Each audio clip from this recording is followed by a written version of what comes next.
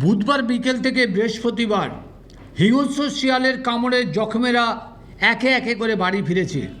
তাদের মধ্যে খোদেজা বিবি নামে এক মহিলা জখম গুরুতর হওয়ায় বারাসাত জেলা হাসপাতালের আইসিইউতে রেখে চিকিৎসা করেন চিকিৎসক।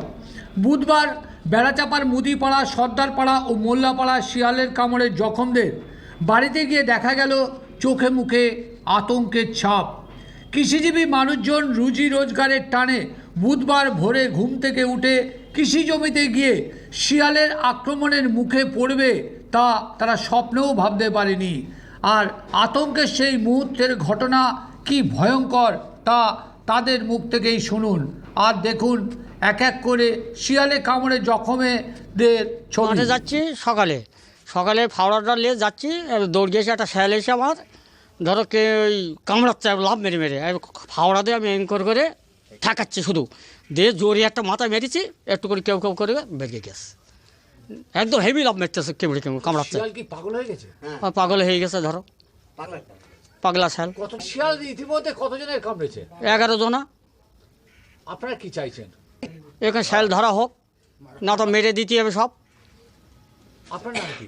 আইপালি মণ্ডল। মানে আপনি কোথায় গিয়েছিলেন? আমি ওই মাঠেই ছিলাম। আমি ওখান থেকে উঠে এক জায়গায় 4 জন বসেছিলাম, ওখান থেকে উঠে আমি বাড়ি চলে আসছিলাম। বাড়ি চলে আসার পথেই হয়েছে? পথই বিকট শব্দ করেছে? বিকট শব্দ। ও যে একটা হিংস্র জন্তু যেভাবে শব্দ করে, ও ঠিক সেইভাবে শব্দ করে গিয়ে একদম ঝাঁপিয়ে পড়েছে আপনার উপরে? হ্যাঁ, একদম সরাসরি।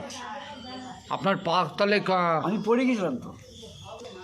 আমি ওই সরু জায়গা, সেটা আপ ডাউন জায়গা, আমি পড়ে গেলে ও এসে ধরো। একটা পা পুরো কোথায় চিকিৎসা করতে কোথায় গিয়েছিলেন?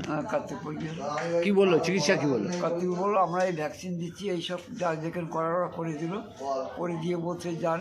আমি বললাম যে এতে তো আমাকে তো একটা হিংস্র পশু, সে তো আমাকে কামড়ালো, এতে কিন্তু বিষব কীভাবে তো হচ্ছে, ওটা কোনো দিকে ভয় নেই, ওই দিকটা আমার নিশ্চিত করে যা করার করে দিল।